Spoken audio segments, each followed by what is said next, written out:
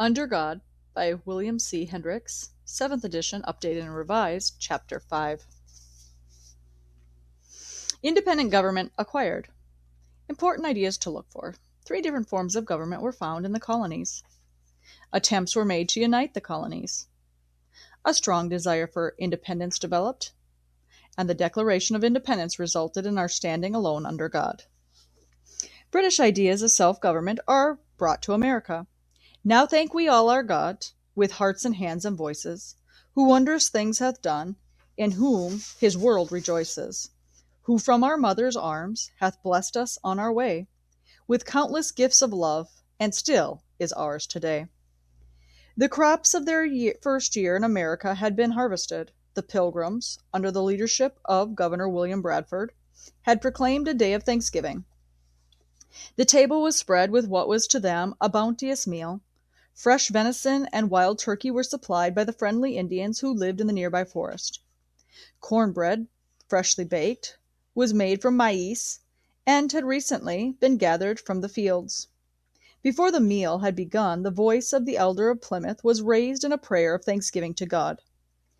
We might well ask, for what blessings did these pilgrims feel thankful? They had suffered the cold and hardship of the New England winter without adequate housing or supplies. Many had died from an illness that had plagued the colonies. Yet, under God, the settlement was successful.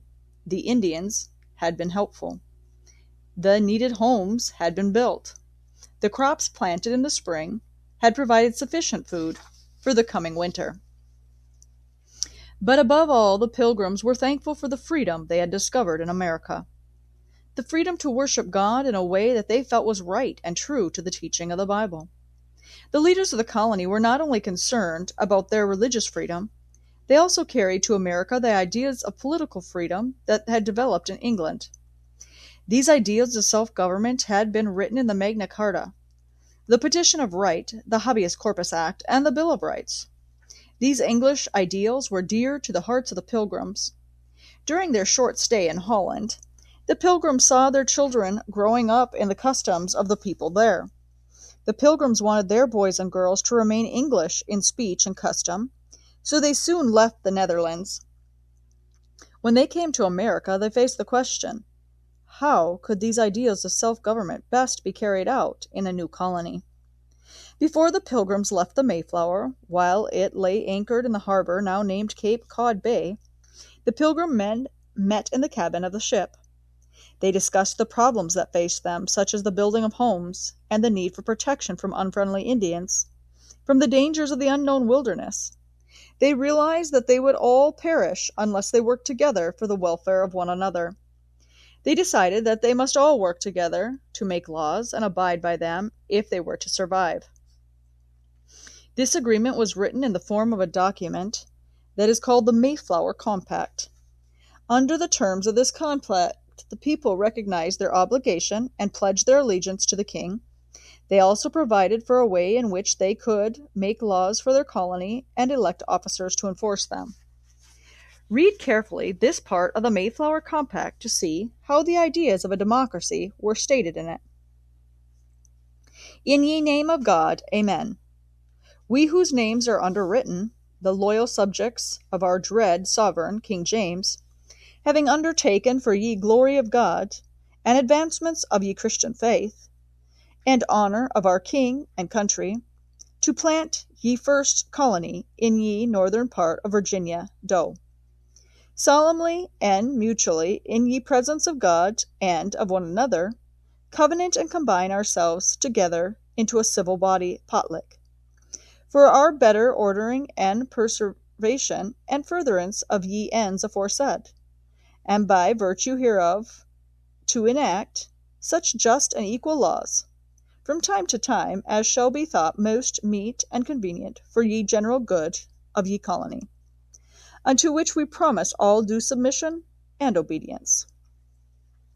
On their first Thanksgiving Day, the Pilgrims were thankful for this form of government had provided liberty and justice, good order, adequate protection, and freedom in civil government as well as religious freedom. We may admire the courage of the Pilgrims in the face of hardship, we could realize that the Mayflower Compact gives us a view of self-government in action by means of a written agreement. But we must not overlook the fact that the Plymouth settlement was small compared to the total population and size of Massachusetts Bay Colony and the other American settlements. To obtain a clear view of colonial government, we must look carefully at the others as well. Government in the original colonies. Among the 13 English colonies at the time of the Revolution, there were 3 forms of government: royal, proprietary, and charter. The chief difference was the way in which the governor was chosen. Royal colonies. The royal colonies were New Hampshire, New York, New Jersey, Virginia, North Carolina, South Carolina, Georgia, and after 1691, Massachusetts. For the government of these colonies, the king appointed a royal governor and usually a council or upper house. The lower house, or colony assembly, was elected by the eligible voters of the colony. In Virginia, the assembly was called the House of Burgesses. Massachusetts called their assembly the House of Representatives. The people of South Carolina called theirs the House of Commons. In the royal colonies, the governor enforced the rules given by the king, while smaller colonial matters were handled by the assembly. The royal governors often ruled sternly. However, most of them were very able men and fulfilled the duties of their office very well. Nevertheless, much of the bitterness that later led to the Revolution began in the royal colonies when disagreements arose between the governor appointed by the king and the assembly elected by the people. Proprietary colonies. There were 3 proprietary colonies: Pennsylvania, Delaware, and Maryland. Government in these colonies was largely controlled by the owner or proprietor who had received the grant of land from the king. The proprietor appointed the governors, provided for the courts, and usually established local governments as well. He was responsible to the king in only a very general way. The proprietors provided written frames of government, or simple constitutions, that allowed for a large degree of self-government on the local level. Charter colonies. The charter colonies, Rhode Island and Connecticut, had the largest measure of official self-rule. The charters were written documents listing the privileges of self-rule granted to the colonies by the king. They could be withdrawn by him at any time, for the king's authority gave him power to change the type of government of any colony when he felt it was wise. Among the privileges granted to the charter colonies was the right to elect the governor of the colony. The council and colonial assembly were also elected by the eligible voters. The chart on the opposite page compares the voting rights of people in the 3 types of colonies. In New England, where the farms were small, the people lived close together in townships. At the town meeting, the people gathered to vote upon proposed taxes for schools, roads, and support of the poor. All matters of community concern were discussed and settled in a democratic way. In the South, where farming was done on a large plantation, the people lived much further apart. Here, people came to the country meetings on horseback, on foot, or in boats. After the local assemblymen were elected, local businesses was transacted. Court was held. When the business was finished, the remainder of the day was usually devoted to speeches, athletic contests, horse trading, storytelling, and various other social events. The middle colonies usually adopted either the township or the county system, depending upon the density of the population, and the local custom. Voting privilege, or franchise, was generally controlled closely and was related to the purpose of the colony. In New England, where church life was the central purpose, franchise was generally given the church membership. In the middle and southern colonies, where land ownership was the middle important factor, the voting privilege was given with a deed of property. No colony in America at that time granted voting rights to all men. In fact, no one even considered such broad franchise to be desired. The idea of the universal suffrage or franchise was to come much later in our country's history. Colonial conditions that affected government. The colonists were mainly Englishmen. Others who arrived from foreign nations also became British subjects. They owed their allegiance to the land, the laws, and the King of England, but the headquarters of the British Empire was some 3,000 miles from the practical problems faced by the pioneer in America. Although the governor in every colony spoke for the king, a protest against any of the governor's acts involved a great deal of delay. The struggles for existence on the frontier could not wait 6 months for an answer from the crown. The eastern colonial settlements, particularly those along the Atlantic coast, kept in a rather constant touch with England, and the tendency of the wilderness environment to change the ideas and habits of the colonists was held in check to some degree by this contact with the homeland. On the fringes of the coastal settlements, however, and in the western zone, with few navigable streams to form an outlet to the Atlantic Ocean, there was very little communication with the Old World, or, for that matter, with the government of the colony. Thus many of the colonists became quite used to doing things in a way that suited them best. Only in times of extreme danger, such as Indian wars and struggles with Spain and France for land rights, did the colonists recognize the need for help from the mother country. Even then they were more concerned with local conditions than they were with the problem of the British Empire. They willingly accepted the protection of England as colonists, but the feeling of responsibility for the total empire was very small. The Englishmen in America were beginning to think and act more independently. The mother country's apron strings were wearing thin. At this time, many government leaders in England did not understand the feelings and problems of colonists in America. They regarded the 13 colonies merely as a source of raw materials and a market for the excess finished products of England, a territory that should be marked to provide for the good of the empire. These English leaders forgot that men and women who were willing to endure the hardships of colonial life for the freedom they desired would not easily give up the freedom they had found. Do you remember what you read? Number 1. Why were the Pilgrims perhaps more thankful than we are for the same type of blessing? Number 2. Why did the Pilgrims leave Holland? Number 3. Why was the Mayflower Compact written? In what ways did the Englishmen in America become different from the Englishmen in England? How did the colonies depend upon the mother country? 6. What names did the different colonies have for their assemblies? Which of the types of colonial government was the most democratic and why? Words to study: assembly, proprietor, charter, royal, suffrage, compact, frame of government, township, franchise, and town meeting. Early attempts at colonial union. As time moved forward and the colonies grew in size, the colonies became more aware of each other's existence. In times of danger, they were better able to work together. This increased concern for one another in time of special need grew into a desire for closer union. We may see another step in the unfolding of God's plan for the government of our nation today. During a large part of early American history, each of the colonists had its own relations with the government of England.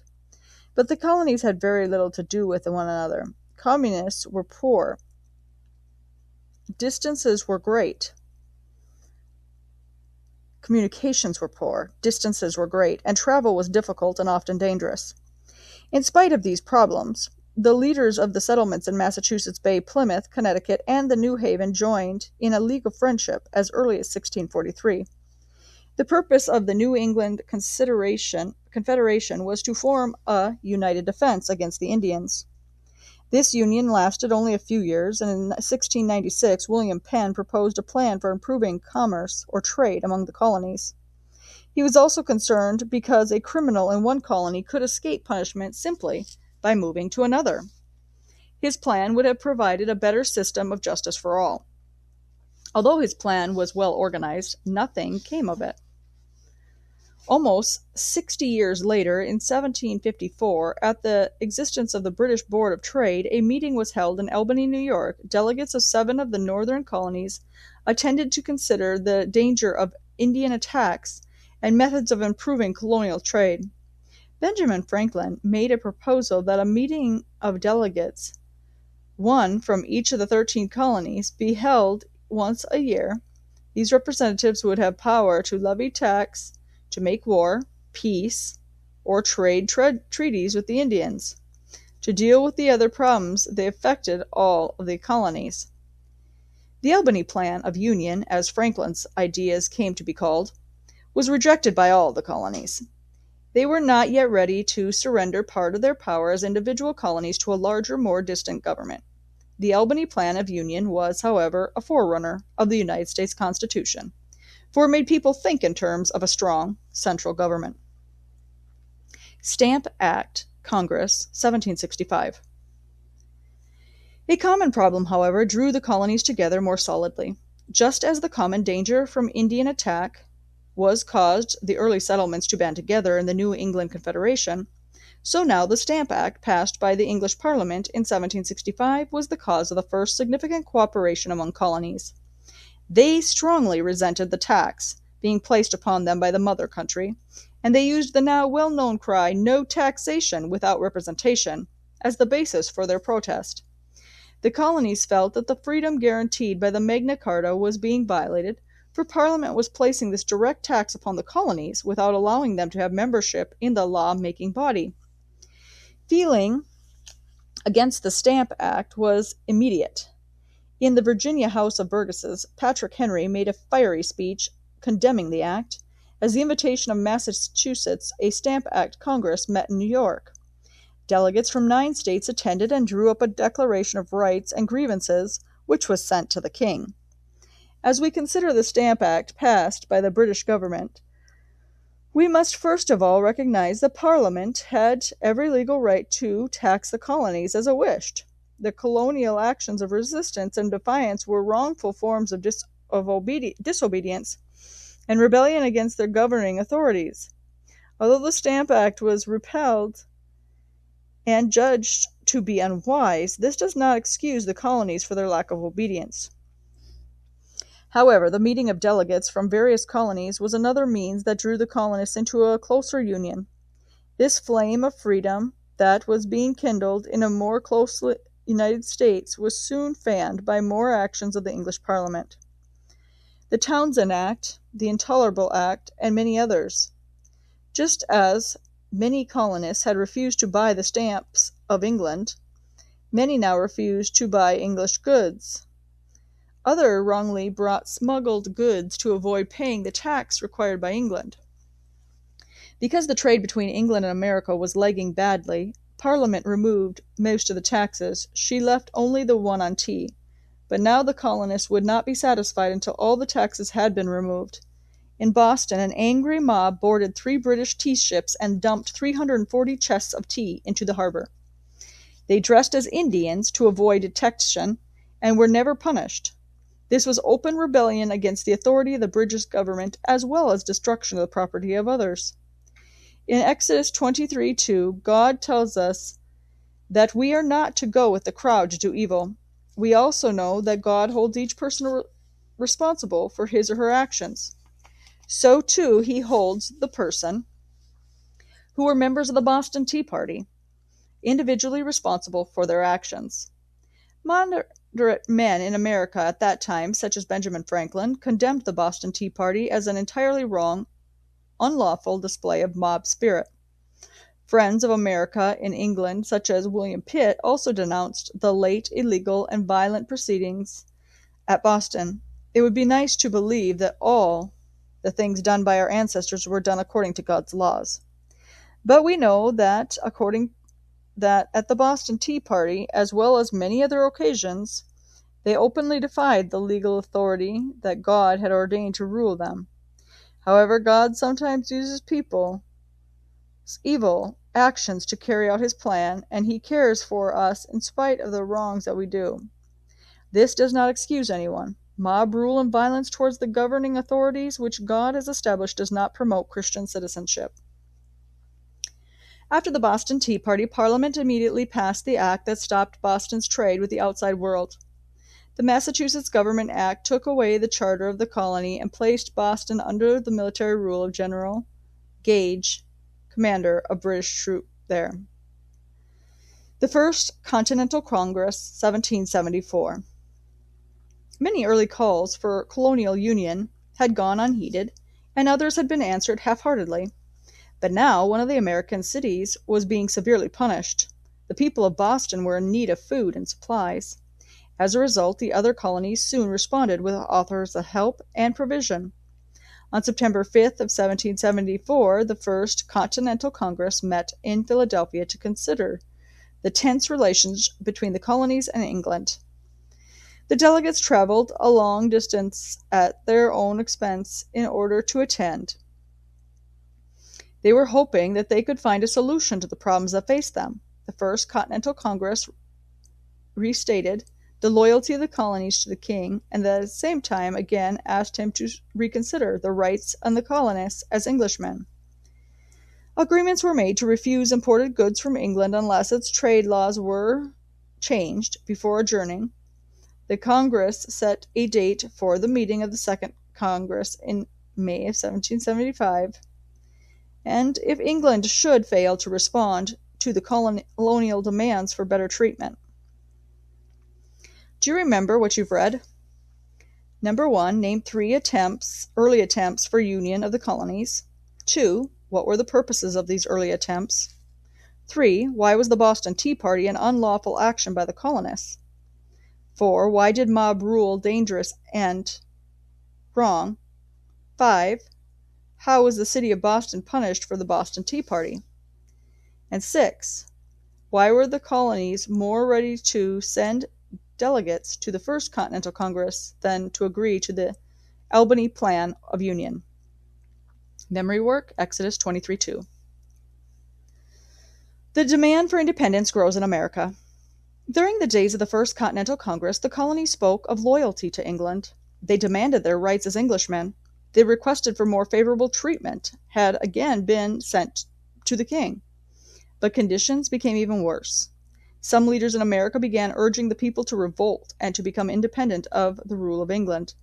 Patrick Henry, one of the leaders of the royal colony of Virginia, stood before the House of Burgesses and asked, "Why stand you here idle? Is life so dear, or peace so sweet, as to be purchased at a price of slavery?" Thomas Paine said it was only common sense that a continent should not be governed by a small island. People everywhere began to talk guardedly, and later more openly, of freedom from England. Then in April of 1775, Paul Revere sounded the alarm. The British are coming. American blood was shed at the battles of Lexington and Concord. The Revolution, the fight for independence, had begun. The Second Continental Congress of 1775. In May, delegates of all the state assembled in Philadelphia at Carpenter's Hall. Among them were some of the most able men America had ever known: George Washington, John Adams, Benjamin Franklin, Thomas Jefferson. John Hancock was chosen as president of the Congress. In 1776, this Second Continental Congress became the first government of the United States. At first, it had no constitution, yet it formulated and carried out the policies of the colonies for 6 years. That is, until the Articles of Confederation went into effect in March of 1781. During this time, it set up a postal system, printed money. It carried out the formal functions of government as best it could. This Second Congress appointed George Washington as commander-in-chief of the Continental Army that had grown up around Boston, and it made arrangements to enlist additional troops. The delegates again sent a message called the Olive Branch Petition to King George III, saying that the colonists were still loyal, but demanding that they had been given the right to carry on their own local government. When the king again rejected their appeal, the feeling for independence grew even more rapidly. On June 7th of 1776, Richard Henry Lee, delegate from Virginia, arose in the Congress to rend a resolution for independence.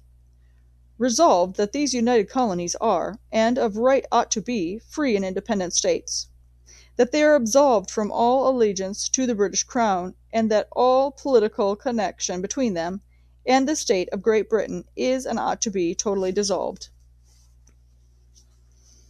The Declaration of Independence. Proclaim liberty throughout all the land to all the inhabitants thereof.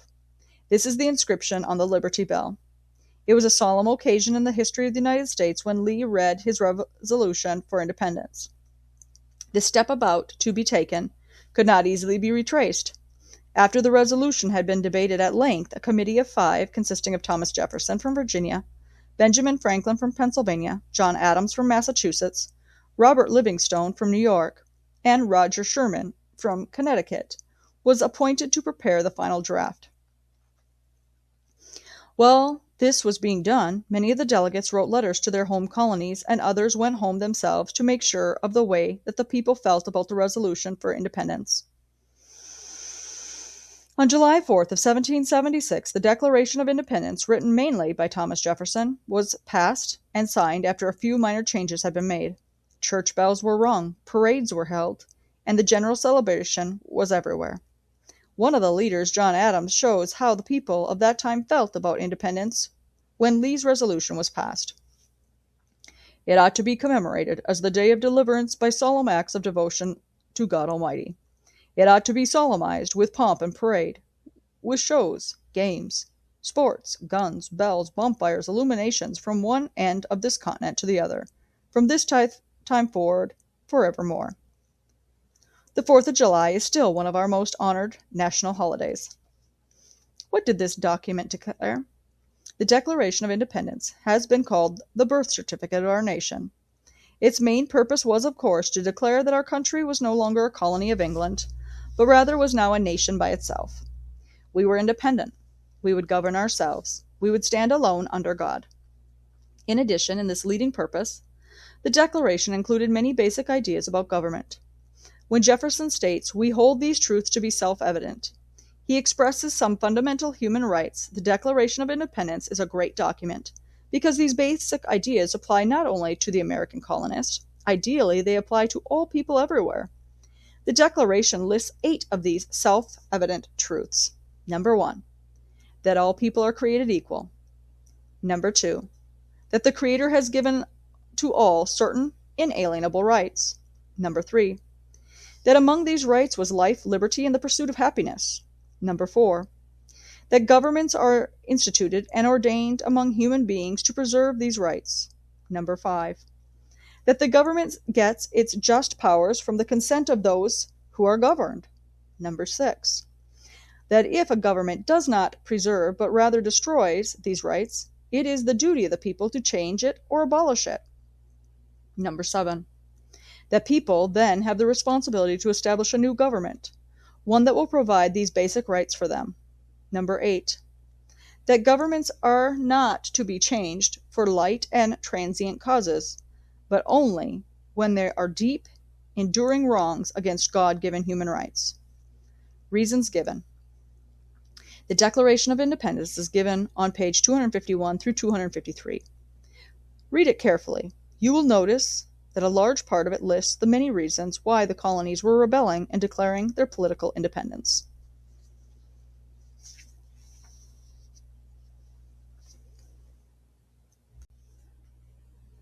Many of the reasons are written as accusations against the King of England.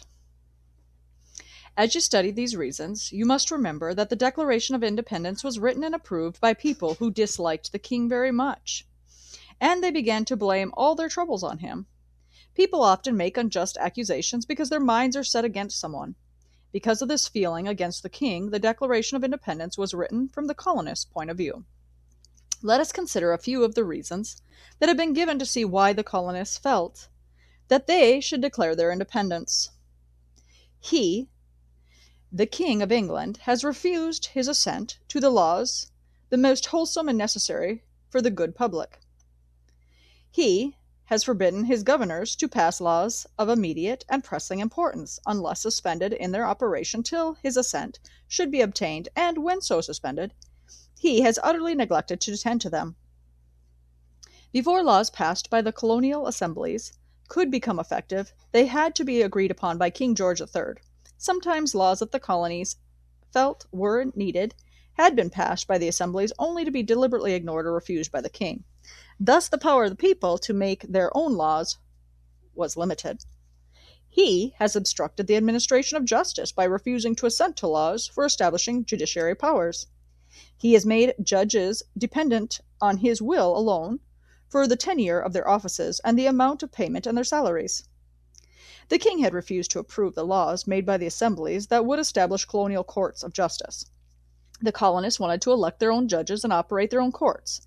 The king decided how much salary judges in the royal court should receive and how long they should remain in office. Because the judges depended upon the king for their salaries and positions, they represented the authority of the throne rather than the wishes of the people. He has combined with others to subject us to jurisdiction foreign to our constitutions and unacknowledged by our laws, giving his assent to their acts of pretended legislation, for quartering large bodies of armed troops among us, for protecting them, the soldiers, with a mock trial, from punishment for any murders which they should commit on the inhabitants of those states, for cutting off our trade with all parts of the world, for depriving us in many cases of the benefits of trial by jury, for transporting us beyond the seas to be tried for pretended offenses. The Parliament had made, and the king had quickly approved laws, that forced the colonies to obey even though they had no share in making the laws. Large armies had been sent to live among the colonists. When soldiers killed some of the people in America, these soldiers had been protected from punishment by a mock trial. Although history has shown that the colonists were at fault in the Boston Massacre, the shootings and the trials that followed were still fresh on their minds. As a result of the Boston Tea Party, Boston Harbor had been closed. The Navigation Act and other similar acts of Parliament kept the colonies from trading freely with other nations. These reasons and many more are listed in the Declaration of Independence so that all the world might know why the colonies were seeking their political independence. The Declaration of Independence was passed unanimously by the delegates to the Second Continental Congress. This came as no surprise, since the men selected as delegates were chosen because of their sympathy for breaking away from the political control of England. As the years of the Revolutionary War took their toll, the men who signed the Declaration of Independence suffered heavily from the ravages of the war. Many lost their property and possessions, the suffering of the troops of General Washington at Valley Forge, their hunger and their discouragement, their long marches and short rations, even the sacrifice of their lives in hard-fought battles showed that these hardy people were dedicated to a cause they believed in. The price they had to pay for their conviction was not small. As is the case in most wars, there were others with equally strong convictions. Some felt it was their duty to remain loyal to England. Their land had been part of the English nation for over 150 years, and although there were aggravating trade restrictions and other things that annoyed them, they felt that these were not important enough to convince them to join a rebellion. The rebellion grew into a revolution, and the colonists were unable to remain neutral. They had to make a choice. The problem of whether or not to join the revolution became particularly difficult for Christians.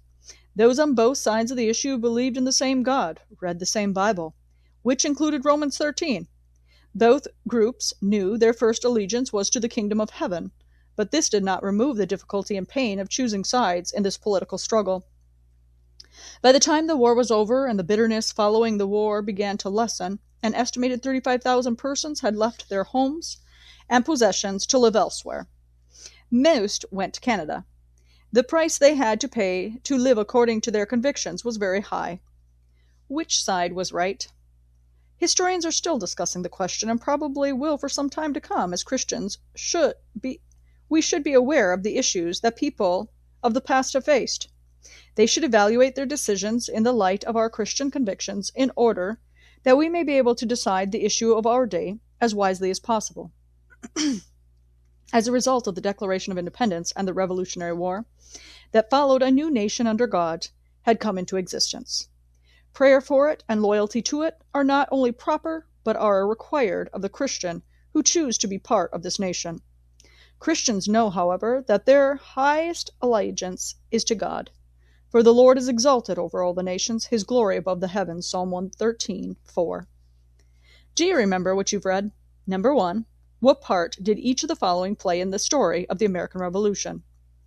George Washington, Patrick Henry, Paul Revere, John Adams, Thomas Jefferson, Richard Henry Lee, Thomas Paine, Benjamin Franklin. Number 2. What important events happened between the close of the First Continental Congress and the opening of the second one? Number 3. Complete the following sentences. A. Washington was appointed as Commander-in-Chief by blank. B. Both the First and Second Continental Congress met in the city of blank. C. The Committee of Five was given the task of blank. D. 3 rights listed as inalienable in the Declaration of Independence are blank, blank, and blank. E. The reason the colonies declared their independence was included in the Declaration because blank. For further thought, number 1, before the delegates voted on the adoption of Lee's resolution, many of them wrote or went home to assemblies of their own colonies to see how the people had felt about independence. Why was this a wise thing to do? 2. Do you feel that the colonies were justified in rebelling against Great Britain? Why? 3. In what ways are the feelings of the colonists evident in the content of the Declaration of Independence? Number 4. In what ways are people equal and unequal? 5. How can a truth be self-evident? How does a self-evident truth differ from a biblical truth? 6. Can Christians accept all the basic concepts of government that Jefferson included in the Declaration of Independence as self-evident truths? Why or why not? 7. Turn to the Declaration of Independence found on page 251. Read the entire document. How many grievances against the king are listed? Imagine you're the king. Select any 2 grievances and write a brief response to the colonies about them, explaining your side of the situation. Words to study: absolve, assent, delegate, dissolve, draft, inalienable, self-evident truth, tenure, transient, unanimously.